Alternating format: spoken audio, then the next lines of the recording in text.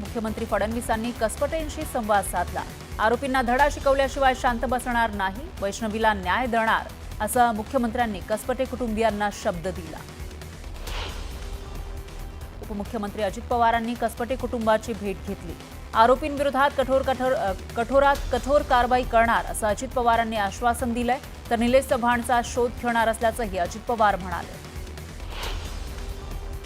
मुख्यमंत्री फडणवीसांनी कसपटेंशी संवाद साधला। आरोपींना धडा शिकवल्याशिवाय शांत बसणार नाही, वैष्णवीला न्याय देणार असा मुख्यमंत्र्यांनी कसपटे कुटुंबियांना शब्द दिला। उपमुख्यमंत्री अजित पवार यांनी कसपटे कुटुंबियांची भेट घेतली। आरोपींविरोधात कठोरात कठोर कारवाई करणार असल्याचं अजित पवारांनी आश्वासन दिलं। वैष्णवीला शशांक हगवणेकडून पाईपनं मारहाण करण्यात आली होती। वैष्णवीला मारहाण करण्यात आला पाईप पोलिसांनी जप्त केलाय। या प्रकरणात आतापर्यंत 12 जणांचा जबाब नोंदवण्यात आला। वैष्णवी हगवणे आत्महत्या प्रकरणी हगवणे बाप लेकाला 28 मे पर्यंत पोलीस कोठडी सुनावण्यात आली आहे। राजेंद्र आणि सुशील हगवणेचा 5 दिवस पोलीस कोठडीत मुक्काम असेल। राजेंद्र हगवणे आणि सुशील हगवणे यांना कोर्टात घेऊन पोलीस पोहोचले होते। त्यावेळी भाजप महिला पदाधिकाऱ्यांकडून आंदोलन करण्यात आलं। भाजप महिला पदाधिकाऱ्यांकडून टोमॅटो फेकत निषेध नोंदवण्यात आला। वैष्णवी प्रकरणातील आरोपी निलेश चव्हाणनं पत्नीचा अमानुष छळ केला। पत्नीचे आक्षेपार्ह व्हिडिओ रेकॉर्ड केल्याबद्दल निलेशवर 2019 मध्ये गुन्हा नोंदवण्यात आला होता अशी माहिती आहे। वैष्णवीची आत्महत्या नाही, तिची हत्या झाल्याचा आरोप कसपटे कुटुंबियांनी केलाय। तर हगवणे कुटुंबियांकडून आमच्या जीवाला धोका आहे, त्यांच्यावर मकोका लावावा अशी मागणीही कसपटे कुटुंबियांनी केली। वैष्णवीच्या बाळाला पोलिसांच्या उपस्थितीत वैद्यकीय चाचणी करण्यात आली। बाळाला झोपेचे इंजेक्शन दिल्याचा आरोप कसपटे कुटुंबियांनी केला। वैष्णवीच्या मृत्यूच्या दुसऱ्याच दिवशी सासऱ्यानं एका हॉटेलमध्ये जाऊन जेवणावर ताव मारल्याचा व्हिडिओ समोर आलाय। राज्यभरात या घटनेमुळे हळहळ व्यक्त होत असताना दुसरीकडे राजेंद्र हगवणे चक्क मटणावर ताव मारत असल्याचा व्हिडिओ व्हायरल झालाय, त्यामुळे तीव्र संताप व्यक्त होतोय। हगवणे कुटुंबियांनी कसपटे कुटुंबाकडून हुंड्यात घेतलेली 48 लाखांची फॉर्च्युनर कार पोलिसांनी ताब्यात घेतली। त्याचबरोबर हगवणेंकडून परिसरात दहशत माजवण्याचा प्रयत्न सुरू असल्याचा आरोपही स्थानिक नागरिकांनी केला। वैष्णवी आत्महत्या प्रकरणामध्ये पोलिसांनी योग्य कारवाई केली। पोलीस या प्रकरणात कडक कारवाई करतील। प्रकरणाला फाटे फोडणं चुकीचं आहे असं मुख्यमंत्री फडणवीस म्हणाले। हगवणे प्रकरणाबाबत अजित पवार गंभीर नाहीत असं नाही अशी प्रतिक्रिया देवेंद्र फडणवीस यांनी दिली। मकोका लावण्यासाठी काही नियम आहेत, नियमात बसत असेल तर मकोका लावला जाईल असंही फडणवीस म्हणाले। पुण्याच्या घटनेशी माझा संबंध नाही, काही जण मला विनाकारण बदनाम करतायत असं उपमुख्यमंत्री अजित पवार म्हणाले। कसपटे कुटुंबियांना आज भेटणार असल्याची माहिती अजित पवारांनी दिली होती।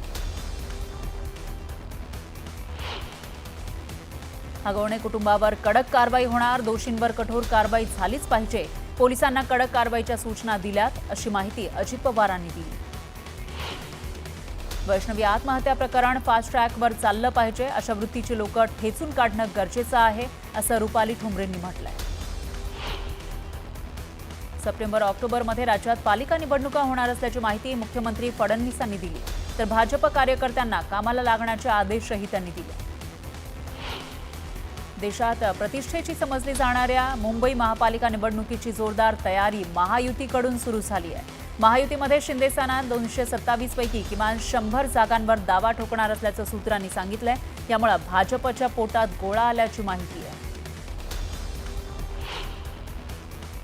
सांगली पोलीस अधीक्षक कार्यालयाच्या नूतन इमारतीचं लोकार्पण आणि विविध विकास कामांचं मुख्यमंत्री फडणवीस यांच्या हस्ते उद्घाटन करण्यात आलं आहे। यावेळी सांगली पोलीस दलाला मिळालेल्या नवीन 19 वाहनांचंही मुख्यमंत्री फडणवीस यांच्या हस्ते लोकार्पण झालं।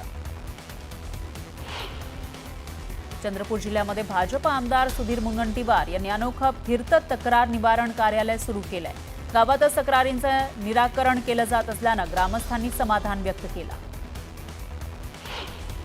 बच्चू कडूंनी अजित पवारांसह देवेंद्र फडणवीस यांच्यावर टीका केली। शेतकरी आणि दिव्यांगांच्या निधीसाठी पैसे नसल्याचं अजित पवार म्हणतात, पण त्यांचा स्वतःचा पगार 55,000वरून 3.5 लाखांवर गेलाय। कारण अजित पवार सर्वात गरीब माणूस आहे, तर त्यांनी 70,000 कोटींचा घोटाळा नक्की आपल्या देशात केला होता की कोणत्या दुसऱ्या देशात केला होता असा टोलाही त्यांनी लगावला। केंद्रीय गृहमंत्री अमित शहा सोमवारी नागपूर दौऱ्यावर येणार आहेत। नागपुरातील विविध कार्यक्रमांना अमित शहा हजेरी लावणार आहेत। या पार्श्वभूमीवर विभागीय आयुक्त विजयालक्ष्मी बिदरी यांनी तयारीचा आढावा घेतला। बुलढाण्यात दिव्यांग ग्रामसेवक संतोष सवडतकर यांना मारहाण करतानाचा व्हिडिओ व्हायरल झालाय। पंतप्रधान घरकुल योजनेचा सर्व्हे करताना गावातीलच व्यक्तीकडून मारहाण करण्यात आली। बेरोजगार युवकांना स्वयंरोजगाराची संधी देण्याच्या नावाखाली ई-बाईक टॅक्सी चालवण्याचा निर्णय घेतलाय। मात्र हा निर्णय त्वरित मागे घ्यावा यासाठी ऑटो रिक्षा कृती समितीच्या वतीनं राज्यभरात आंदोलन करत निवेदन देण्यात आलं। पंढरपूरच्या आषाढी यात्रेचा सोहळा 6 जुलैला संपन्न होणार आहे। या सोहळ्यासाठी 10 मानाच्या पालख्या पंढरपुरात दाखल होणार आहेत। वारकऱ्यांना पालिकेच्या वतीनं सीलबंद पाणी आणि लिंबू सरबत दिलं जाणार आहे। यासाठी पालिकेला 3 कोटींचं टेंडर देण्यात आलंय। गडचिरोलीच्या बोडेना गावात टीव्हीवरील चॅनल पाहण्याच्या वादातून 10 वर्षाच्या मुलीनं आत्महत्या केली। आवडतं चॅनल पाहू दिलं नाही असं म्हणत 4थीच्या वर्गात शिकणाऱ्या मुलीनं हे टोकाचं पाऊल उचललं। नंदुरबार जिल्ह्यामध्ये जाणाऱ्या सुरत अमरावती महामार्गावर अज्ञात वाहनाच्या धडकेत बिबट्याचा मृत्यू झाला। कोंडाईबारी घाटात वन्य प्राण्यांचा वावर असल्यानं प्राण्यांसाठी सुरक्षा जाळी बसवण्यात आली आहे। मात्र तरीही बिबटे रस्त्यावर येत असल्यानं अपघाताच्या प्रमाणात वाढ झाली आहे। जालना जिल्हा पोलीस दलातील प्रशासकीय बदल्या पार पडल्या, आता विनंती बदल्या पार पडणार आहे। यासाठी जवळपास 230 जणांना विनंती बदल्यांसाठी त्यांनी अर्ज केले। बार्शी तालुक्यातील कोरेगाव इथं उडीद पिकाचं मान्सूनपूर्व पावसामुळे मोठं नुकसान झालंय। ऐन काढणीच्या वेळेला उडीद पिकावर पावसाचा मारा झालाय, त्यामुळे हातातोंडाशी आलेला घास हिरावला गेला। यामुळे उडीद उत्पादक शेतकरी हवालदिल झाला।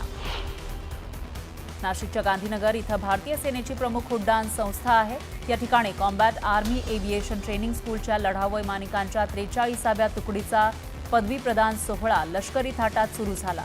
सोहळ्याला कर्नल कमांडंट लेफ्टनंट जनरल विनोद नांबियार यांनी प्रमुख अतिथी म्हणून उपस्थिती लावली। विद्यार्थ्यांमधील शिक्षणाची गोडी वाढावी तसंच सामाजिक आणि शैक्षणिक कार्याला मान्यता देण्याच्या उद्देशानं आमदार भावना गवळी यांनी स्वतःची पुस्तक तुला केली। यावेळी या पुस्तकाचं गरीब गरजू विद्यार्थ्यांना वाटप करण्यात आलं। उच्च न्यायालयाच्या नागपूर खंडपीठानं स्थगनादेश उठवल्यानंतर विभागीय सहनिबंधकांनी चंद्रपूर जिल्हा मध्यवर्ती सहकारी बँकेची निवडणूक मतदार यादी प्रसिद्ध केली। यामध्ये खासदार प्रतिभा धानोरकर, काँग्रेसचे विधिमंडळ गटनेते विजय वडेट्टीवार, आमदार किशोर जोरगेवार, माजी मंत्री शोभा फडणवीस, बँकेचे विद्यमान अध्यक्ष संतोष रावत यांच्यासह 900 जणांचा मतदार यादीत समावेश आहे। नागपुरात 155 कोटी रुपयांच्या बनावट बिलांच्या रॅकेटचा पर्दाफाश झाला। पुणे शाखेनं विक्रेता बंटी साहूच्या कार्यालयावर छापा टाकला। सध्या तपासात 87 बनावट कंपन्या आढळल्या। यामध्ये 1000 कोटींचा फसवणुकीचा अंदाज वर्तवला जातोय। छत्रपती संभाजीनगरमधील कंत्राटदाराचा एक व्हिडिओ व्हायरल झालाय। बांधकाम कामगारांना शासनाकडून देण्यात येणाऱ्या संसार उपयोगी वस्तूंसाठी एजंटकडून 1200 ते 1500 रुपयांची मागणी करण्यात आली। या प्रकरणी कारवाई होणार का याकडे आता सर्वांचं लक्ष लागलंय। नंदुरबार जिल्ह्यातील शहादा शहरातील प्रमुख रस्त्याची दुरावस्था झाली आहे। या रस्त्याची खड्ड्यांमुळे अक्षरशः चाळण झाली आहे। त्यामुळे खड्डेमय रस्त्यातून वाट काढताना वाहन चालकांना मोठी कसरत करावी लागते। साताऱ्याचे नवीन पोलीस अधीक्षक म्हणून तुषार दोशी यांनी पदभार स्वीकारला। समीर शेख यांची बृहन्मुंबई पोलीस उपायुक्त म्हणून बदली करण्यात आली। पंढरपुरात जवानांच्या सन्मानार्थ तिरंगा बाईक रॅली काढण्यात आली। यावेळी भारत माता की जय अशा घोषणा देत रॅली काढण्यात आली। तर समाधान अवताडे, प्रणव परिचारक यांनी कार्यकर्त्यांसह रॅलीत सहभाग घेतला। सांगलीच्या छत्रपती शिवाजी महाराज भाजी मंडईमध्ये महापालिकेनं अतिक्रमण हटाव मोहीम राबवली। गेल्या कित्येक वर्षांपासून अतिक्रमणाच्या कक्षेत सापडलेला मोठा चौक यामुळे मोकळा झाला। अहिल्यानगर जिल्ह्यातील पारनेर तालुक्यात वाळू तस्करांनी महसूल आणि पोलीस प्रशासनाला खुलं आव्हान दिलंय। लष्करी हद्दीतून बोटीच्या सहाय्यानं दिवसाढवळ्या वाळू उपसा केला जातो। मात्र या सगळ्यावर प्रशासनानं मौन धारण केलंय। लोणावळ्यात मिशन सिंदूर अंतर्गत तिरंगा रॅली काढण्यात आली। मावळा पुतळा चौक ते छत्रपती शिवाजी महाराज चौक दरम्यान काढलेल्या रॅलीमध्ये मुस्लिम समाजानं मोठा सहभाग घेतला। जगद्गुरू संत तुकाराम महाराजांच्या पालखी सोहळ्याची आढावा बैठक देहूच्या मुख्य मंदिरात पार पडली। या बैठकीमध्ये पालखीची सुरक्षा, वारकऱ्यांचे आरोग्य, रस्ते, पाणी या संदर्भात चर्चा झाली। वडीबळे धरणाचे कालवे बंदिस्त करण्यासह आडले डोणे उपसा जलसिंचन योजनेला गती देण्यात आली आहे। आमदार सुनील शेळके यांच्या पुढाकारातून जलसंपदा मंत्री राधाकृष्ण विखे पाटील यांच्यासोबत बैठक झाली। अमरावतीच्या मेळघाटातील अतिदुर्गम भागातील 38 गावांमध्ये जिल्हा परिषदेच्या अधिकाऱ्यांनी मुक्काम केला। एक दिवस मेळघाटसाठी या उपक्रमांतर्गत हा मुक्काम असेल। 7 जून ते 9 जून या दरम्यान भिवंडी निजामपूर शहर पालिका कार्यक्षेत्रामध्ये बकरी ईद सण साजरा होणार आहे। यासाठी पालिका आयुक्तांनी बैठक घेत कामाचा आढावा घेतला। पंढरपूरमध्ये अवकाळी पावसाने जोरदार हजेरी लावली। अवकाळी पावसामुळे रस्त्यांना नदीचं स्वरूप आलं, यामुळे शहरातील जनजीवन विस्कळीत झालं।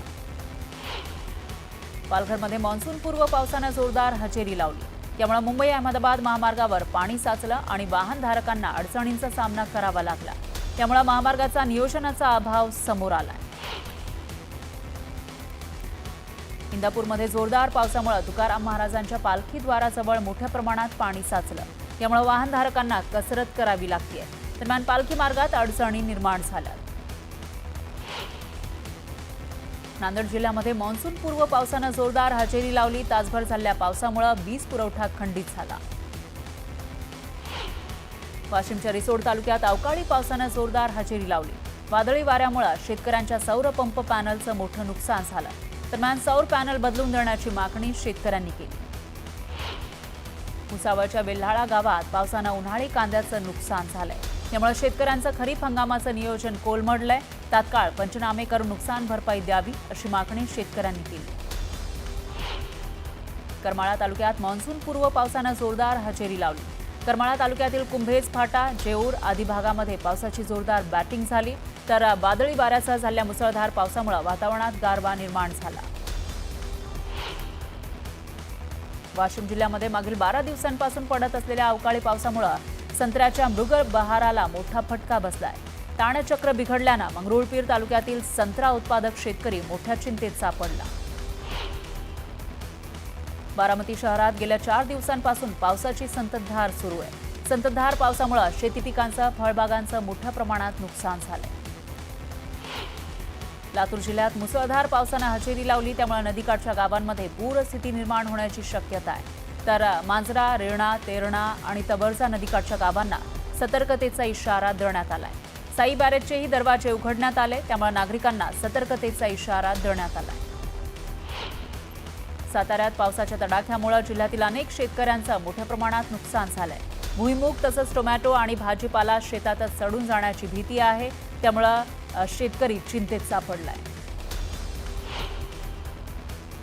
सिंधुदुर्ग जिल्ह्यामध्ये मागील 24 तासात सरासरी 99.5 मिलीमीटर पावसाची नोंद झाली, तर वेंगुर्ला तालुक्यात सर्वाधिक 167 मिलीमीटर पाऊस झाला।